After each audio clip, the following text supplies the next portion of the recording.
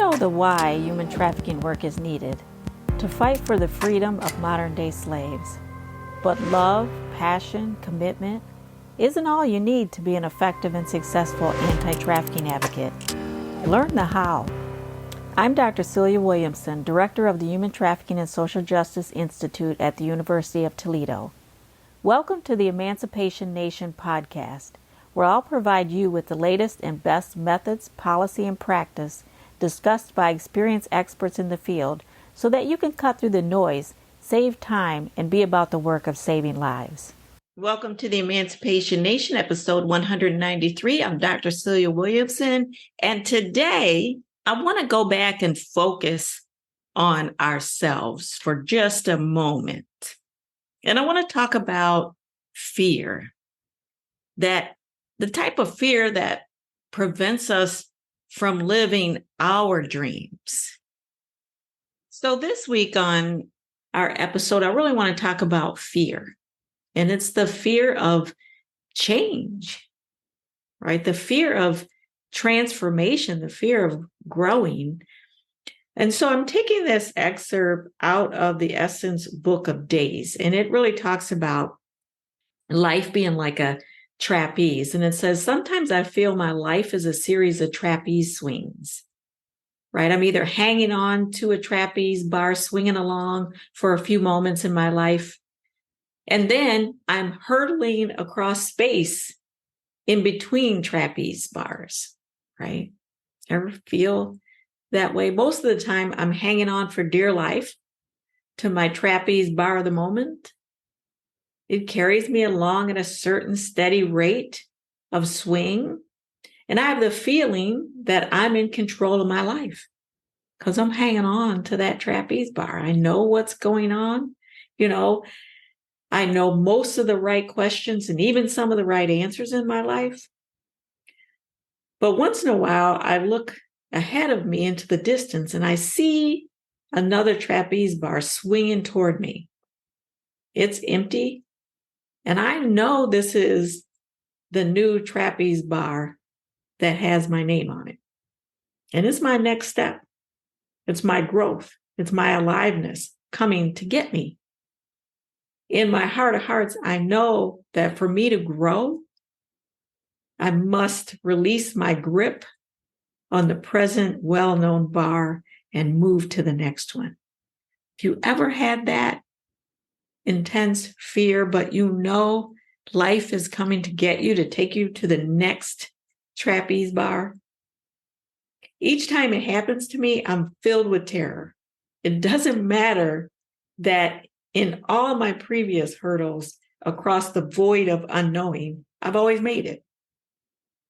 Each time I'm afraid I will miss and I will be crushed on the rocks below.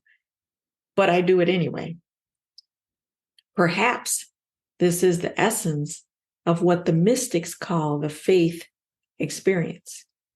No guarantees, no net, no insurance policy. But you do it anyway because somehow to keep hanging on to the old bar is no longer on the list of alternatives. And so for an eternity that can last a microsecond or 1,000 lifetimes, I soar across the dark void. It's called transition. I have come to believe that it's the only place where real change occurs. I've noticed that in our culture, this transition zone is looked upon as a scary, confusing place that must be gotten through as fast and as unconsciously as possible. What a waste. Transition zones should be honored, even savored. They are the most alive, passionate, expansive moments in our lives. So let's give ourselves permission to hang out in the transition between trapeze bars. It can be terrifying, but it can also be enlightening. Hurling through the void, we just may learn how to fly. Hey, I wanted to break into this episode to let you know that if you're interested in getting ahead of the problem of human trafficking by engaging in prevention and changing the trajectory of the lives of at-risk youth, then listen and learn about what really works in the field of anti-trafficking prevention curricula. Follow me here. The first issue is to understand that every youth is not at the same level of risk. There are youth at higher risk than other youth. Second, for those at higher risk, education doesn't necessarily translate into lowered risk. Youth at high risk will be educated and will remain at high risk because there are other factors keeping them at high risk. Third, understand that sex traffickers don't commonly snatch youth off the street and chain their wrists and ankles. They manipulate them and chain their minds and hearts in what we call trauma bonding. If that's true, then we need to train youth to see the manipulation coming, assess it for what it is, and do something preemptively about it. My Best Life Human Trafficking Prevention curriculum for at-risk girls uses the SAFER method to teach girls how to see risky situations and risky people, assess the situation, find suitable and safe solutions, evaluate those solutions, and respond.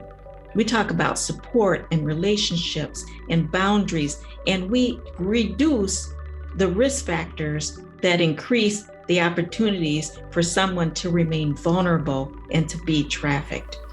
If you're interested in lowering risk and perhaps changing the trajectory of someone's life for the better, check out my free webinar on the Best Life curriculum at celiawilliamson.com. Learn how to become a trained Best Life facilitator today. And now, on with the podcast. I remember somebody telling me a story about his baby dying and how he felt like he was holding on to that trapeze swing. And then through the force of the death, hurling onto the next trapeze swing. And in that moment, in that 48 hours, those number of days, he grieved greatly and learned the most about life.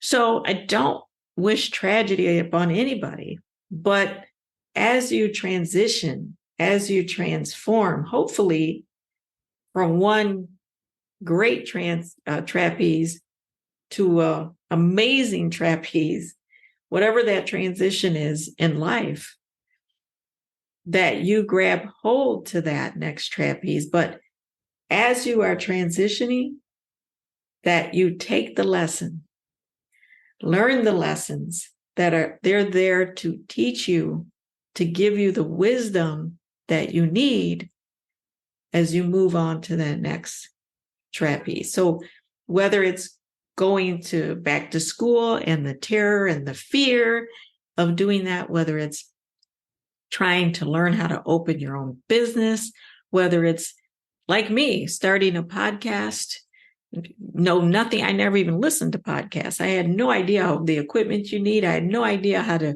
make it record or any of those things. Tremendous fear. But I knew I wanted to grab hold to that next trapeze swing. I wanted to learn, have that skill, have that knowledge, and speak. And this is the second podcast. I actually do another podcast called Emancipation Nation, focused on human trafficking, and I've had almost 200 episodes there. But I wanted, it was a fear, it was an excitement, but some of us are so afraid we won't even allow ourselves to dream, right? We won't even allow, and if we did dream, we wouldn't dare say it out loud and let another person hear for fear they might laugh at us. They might think we're ridiculous. You can't ever do that. And so we squelch our fear, our dream. We push it down. We hang on to that same trapeze swing that we've hung on to way too long. And so I just want you to think about, what are your hopes and what are your dreams? And Are you using fear to hold yourself back? Are you still hanging on to the same trapeze swing when you know there's one coming at you? But it requires you to let go of the familiar trapeze swing. And for a moment in time, to be hurling through the space without a net to grab onto that next trapeze swing. Don't cheat yourself out of life. Don't cheat yourself out of dreams. The guy said, get in the game and play. We sometimes we want to go to the game. We just want to be a spectator. We want to sit in the stands.